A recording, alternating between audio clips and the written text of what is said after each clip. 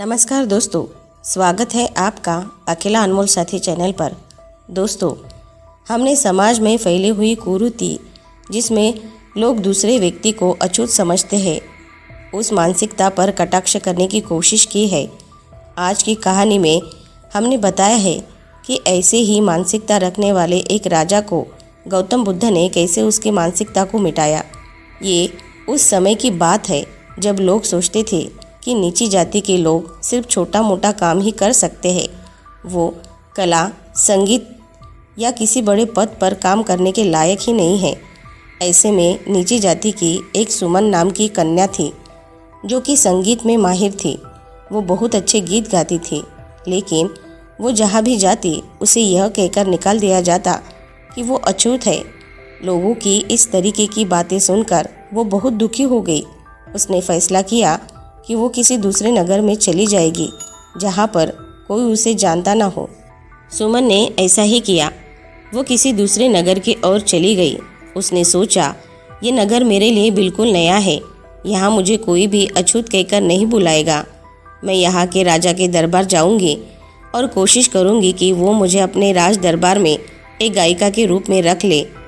सुमन राजा के दरबार में पहुँच गई। सुमन को देखकर राजा ने पूछा, कौन हो तुम कन्या, यहाँ कैसे आना हुआ?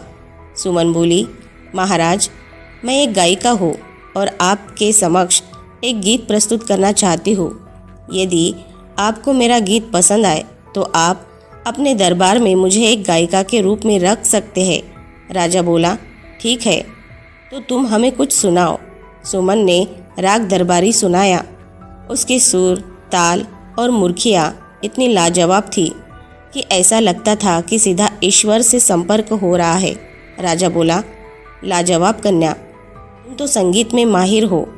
प्रसन्न होते हुए उसने कहा, ठीक है, मैं तुम्हें अपने दरबार में एक गायिका के रूप में रखता हूँ।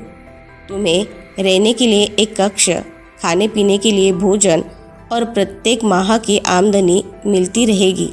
ये सुनकर सुमन बहुत खुश हुई और वो खुशी से अपना जीवन यापन करने लगी थी। काफ़ी समय गुजर जाने के बाद राजा ने राज्य में समारोह की घोषणा करवा दी, जिसमें आसपास के राजाओं को भी आमंत्रण भिजवा दिया गया।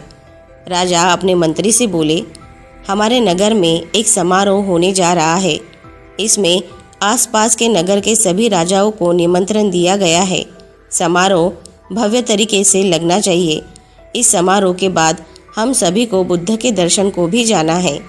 मंत्री ने सुमन के पास जाकर संदेश दिया कि हमारे नगर में समारोह हो रहा है। सभी आसपास के राजा आने वाले हैं। तुम्हें गीत गाने हैं।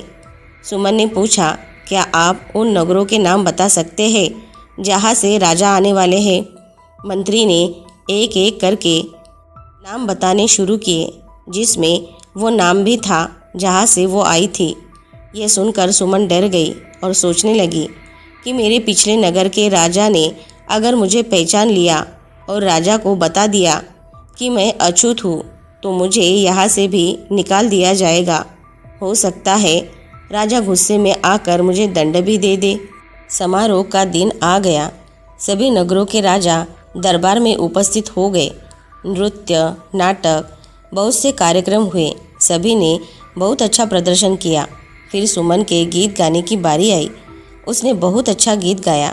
सभी राजाओं ने सुमन की तारीफ की। तभी उस नगर का राजा, जो कि जानता था कि वो अछूत कन्या है, वो राजा से बोला, राजन, तुम्हारे सभी कार्यक्रम बहुत ही अच्छे थे, लेकिन गायन जैसी महान कला के लिए तुमने एक अछूत को रखा हुआ है। राजा बोला, ये क्या कह रहे हो आप? वो अछूत है? मुझे तो पता ही नहीं था। राजा क्रोधित हो गए और कहने लगे, कितने वक्त से वो हमसे झूठ बोलती रहती थी, उसे इसका दंड अवश्य मिलेगा। मंत्री ने आकर बताया कि सुमन तो कहीं चली गई है। राजा ने अपने सैनिकों को उसका पीछा करने के लिए भेज दिया। सुमन कहाँ जा रही थी उसको खुद को भी पता नहीं था। वो बस चल रही थी। वो नगर से जितना जल्दी हो सके दूर जाना चाहती थी। वो बहुत हाफ रही थी। उसे बहुत प्यास लगी थी। बुद्ध भी अपने अनुयायियों के साथ उसी रास्ते से आ रहे थे। बुद्ध ने जब सुमन को डरी सहमी हालत में देखा तो वे सुमन से बोले, कन्या, तुम बहुत थकी हुई दिखाई दे रही हो। यह सामने कुआं है, तुम यहाँ से जल पी लो और मुझे भी पिला दो। तभी वहाँ राजा भी उपस्थित हो गए। वो क्या देखते हैं कि वो सुमन भी उधर ही है और बुद्ध उससे पानी मांग रहे हैं। यह देखते ही राजा बोल पड़े, हे महात्मा, यह कन्या मेरे नगर की गायिका थी, पर इसने हमसे अपनी पहचान छुपाई और जैसे ही हमें पता चला कि ये एक अछूत है तो ये वहाँ से भाग गई। कृपा करके आप इस अछूत के हाथ से जल न पिए। मैं आपकी सेवा के लिए केवड़े का जल लाया हूँ, आप इसे ग्रहण करें। बुद्ध राजा से बोले, मुझे ये केवड़े का जल नहीं चाहिए। इसके बाद बुद्ध ने सुमन से कहा, कन्या, क्या तुम मुझे इस कुएं से निकला हुआ जल पिला दोगी? सुमन को बड़ा आश्चर्य हुआ, क्योंकि बुद्ध पहले इंसान थे जिन्होंने सुमन को अछूत कहकर नहीं बुलाया, बल्कि उसे पानी पिलाने को कहा। इसके बाद सुमन ने कुएं से जल बाहर निकाला, लेकिन सुमन को थोड़ा संकोच हो रहा था कि क्या ये सही है, एक सन्यासी का एक अछूत के हाथ से जल पीना। बुद्ध सुमन के मन का भाव समझ गए, किंतु फिर भी वे सुमन से बोले, क्या हुआ पुत्री, अब संकोच कैसा? सुमन ने हाथ जोड़कर बुद्ध से कहा, महात्मा, आप तो बड़े ज्ञानी हैं, क्या आपको शोभा देगा एक अछूत के हाथ से पानी पीना? बुद्ध थोड़ा मुस्कुराए और सुमन से बोले, संसार में कोई भी अछूत नहीं है, और अगर कोई अछूत है तो वो इंसान की वो मानसिकता है जो उसके अंदर भेदभाव को जन्म देती है।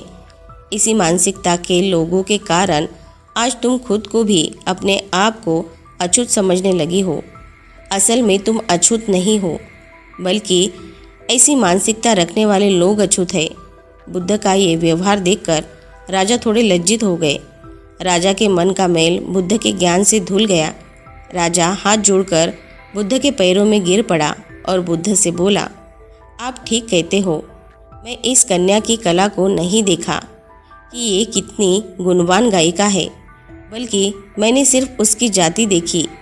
यह अछूत है, मैं बहुत बड़ा महाअज्ञानी हूँ।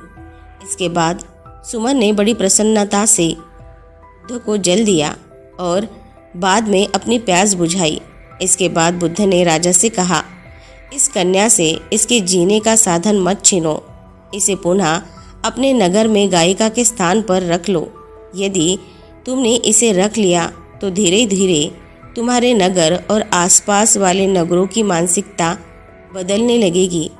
इसीलिए राजन, इस अछूत जैसी कुरीति को जीवन से दूर करने के लिए तुम पहला कदम लो। राजा बुद्ध से बोला, यह मेरा सौभाग्य है भगवान कि मुझे इस समाज को बदलने का एक मौका मिल रहा है। ऐसा कहकर राजा ने सुमन को पुनः अपने नगर में गायिका के रूप में स्थान दे दिया। राजा और सुमन दोनों ने बुद्ध को आभार व्यक्त किया। दोस्तों, आज के समाज में भी लोग दूसरों के साथ छुआछूत का व्यवहार करते हैं। हो सकता है वो प्रत्यक्ष ना दिखे, लेकिन मानसिक रूप से जो भी हमको खुद से थोड़ा सा विभिन्न नज़र आता है, हम उससे दूरी बनाना शुरू कर देते हैं। राजा की तरह यदि हम भी पहल करें तो हम भी समाज में बदलाव ला सकते हैं। इसके लिए पहले हमें खुद को मानसिक रूप से मजबूत बनाना होगा और खुद से शुरुआत करनी होगी। तो दोस्तों, आज की ये शिक्षाप्रद कहानी आपको पसंद आई होगी तो नीचे कमेंट बॉक्स में कमेंट करके हमें ज़रूर बताएं और इस कहानी को अपने दोस्तों और परिवारजनों के साथ शेयर करना न भूलें। साथ ही हमारे अकेला अनमोल साथी चैनल को सब्सक्राइब ज़रूर से कर ले और ऐसे ही मोटिवेटेड वीडियो को देखने के लिए हमारे साथ जुड़े रहे। और हाँ, अपना ख्याल ज़रूर से रखें। मिलते हैं नेक्स्ट वीडियो में। धन्यवाद।